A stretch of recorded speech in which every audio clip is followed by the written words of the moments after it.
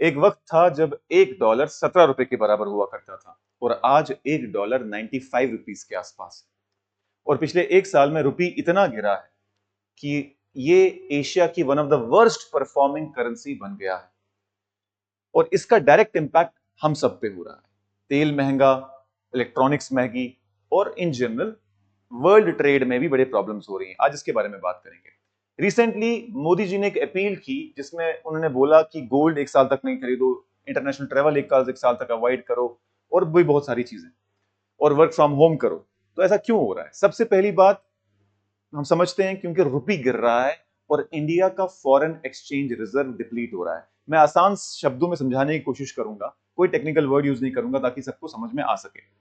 तो रुपी गिर रहा है, साथ साथ में एक और चीज हो रही है और वो है हमारा फॉरेन एक्सचेंज जो है, फॉरेन एक्सचेंज रिजर्व जिसको फॉरेक्स रिजर्व कहते हैं, वो घट रहा है। ये क्या होता है? ये दरअसल फॉरेन करेंसी और गोल्ड और बाकी भी कुछ चीजें होती हैं जिसको मिला के ये बनता है। ये $600 बिलियन के आसपास पहुंच गया है, $650 बिलियन के आसपास, एग्जैक्टली शायद $670 बिलियन, एग्जैक्टली मुझे याद नहीं आ रहा। और ये $700 बिलियन से गिर के यहां तक पहुंचा है। इसी पैसे से हम चीजें खरीदते हैं इंटरनेशनल लेवल पे, और जो चीजें हम बेचते हैं उससे जो डॉलर आते हैं वो भी इसमें जमा हो जाते हैं। तो यानी अगर हम कोई चीज इंपोर्ट करते हैं तो ये जो है कम हो रहा होता है, और जब हम एक्सपोर्ट करते हैं तो ये बढ़ रहा होता है। फॉर एग्जाम्पल, अगर हम ऑयल इंपोर्ट करते हैं तो हमें डॉलर में पे करना पड़ता है, तो ये डॉलर यहीं से माइनस हो जाते हैं। और अगर हम कोई चीज बेचते हैं हमें डॉलर में कमाई होती है तो ये इस चीज में ऐड हो जाता है। तो कहने का मतलब यह है कि अगर हमारा एक्सपोर्ट ज्यादा होगा और इंपोर्ट कम होगा तो ये रिजर्व्स बढ़ेंगे। लेकिन हम जानते हैं कि हमारा इंपोर्ट बहुत ज्यादा है, एक्सपोर्ट बहुत कम है।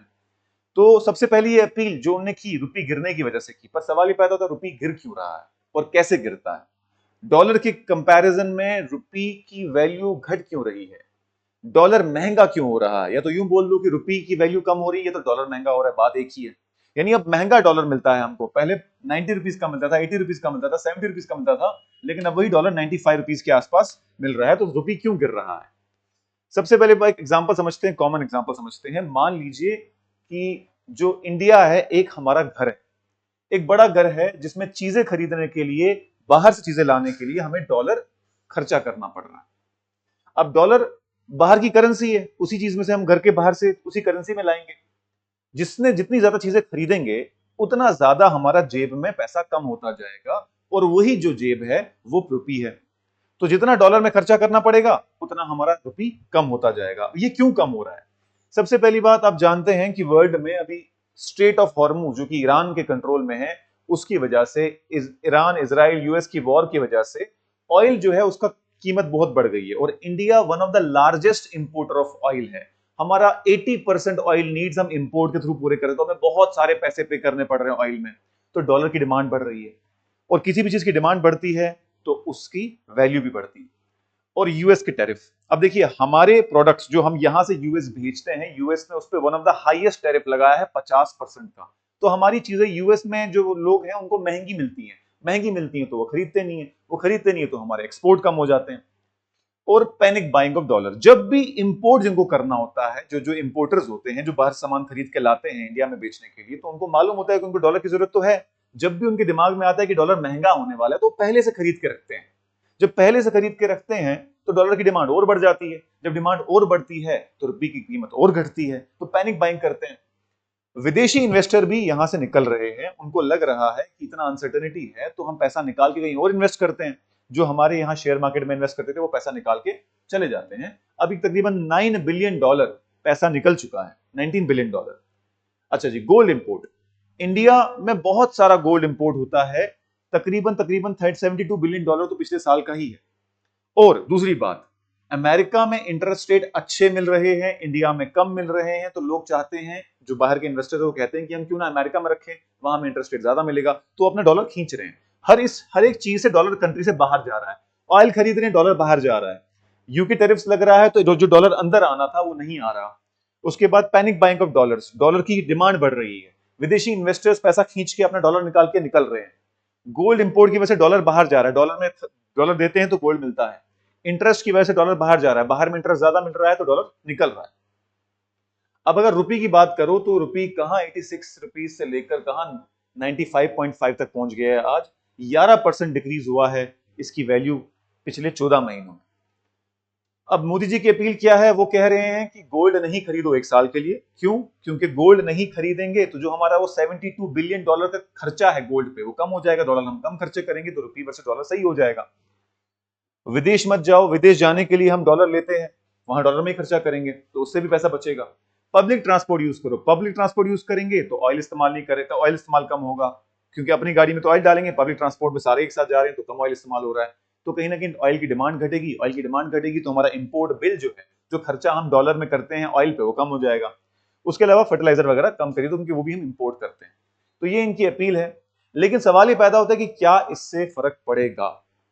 तो जहां तक बात की जाए इसके पॉजिटिव्स की, हाँ, गोल्ड जो है कहीं ना कहीं ऐसी चीज है कि जो जरूरी नहीं है हमारे सर्वाइवल के लिए, तो लोग गोल्ड को डिले कर सकते हैं।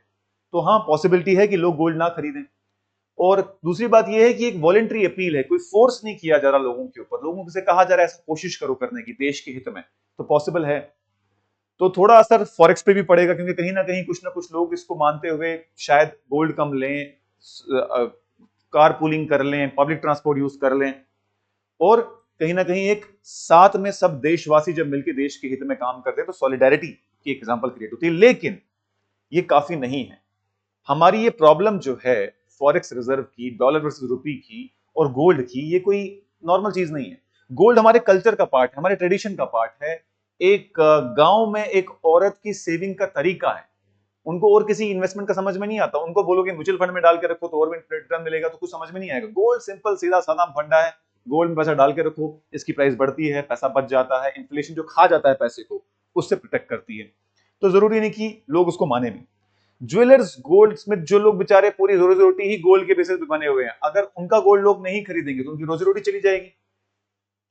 फिर जो है 2013 में मोदी जी ने खुद बोला था कि जो गोल्ड इंपोर्ट्स हैं उस पे जो बैन लगाया था उस टाइम पे, उसके खिलाफ थे वो, क्योंकि उन्होंने कहा था ऐसे स्मगलिंग वगैरह होगी।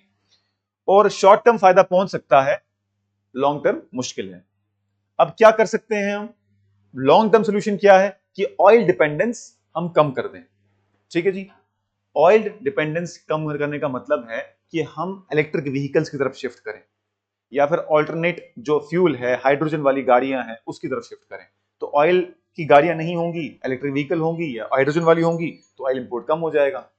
गोल्ड के ऑल्टरनेटिव्स, क्योंकि लोग गोल्ड में इसलिए भी गोल्ड खरीदते हैं क्योंकि भाई एक तो जेवर है पहनने का, साथ में एक सेफ इन्वेस्टमेंट भी, कल को कोई बुरा वक्त आया तो बेच भी सकते हैं। अगर कोई ऐसा ऐसा हम इंस्ट्रूमेंट बताएं कि बेटा अगर गोल्ड में आपको 10% रिटर्न मिल रहा है, आज अपने ₹1,00,000 गोल्ड लिया, अगले साल वो 1,10,000 का हुआ, तो कोई ऐसी चीजें बताओ जहां पे पैसा डाल के ज्यादा रिटर्न मिले, तो लोग वहां इन्वेस्ट करना शुरू करते हैं, गोल्ड ना लें। और यूएस ट्रेड के साथ, यूएस ट्रेड डील जो है उसको फाइनलाइज करो, टैरिफ्स कम करवाओ और एक्सपोर्ट्स बढ़ाओ। इन सब चीजों से लॉन्ग टर्म फर्क पड़ सकता है। जो अभी की अपील है उससे शॉर्ट टर्म ही फर्क पड़ सकता है, ज्यादा फर्क नहीं पड़ सकता। तो ये वजह है मोदी जी की इस अपील की, और इससे ये फायदे होंगे। ठीक है जी। तो ये था गोल्ड वर्सेस डॉलर, रुपी वर्सेस डॉलर और सारे इंपोर्ट एक्सपोर्ट का पूरा फंडा। मुझे उम्मीद है आपको समझ में आया होगा। आप बताइए, क्या आप गोल्ड लेना एक साल के लिए बंद करेंगे? और ऐसे वीडियोस के लिए comment, share and subscribe. All the best.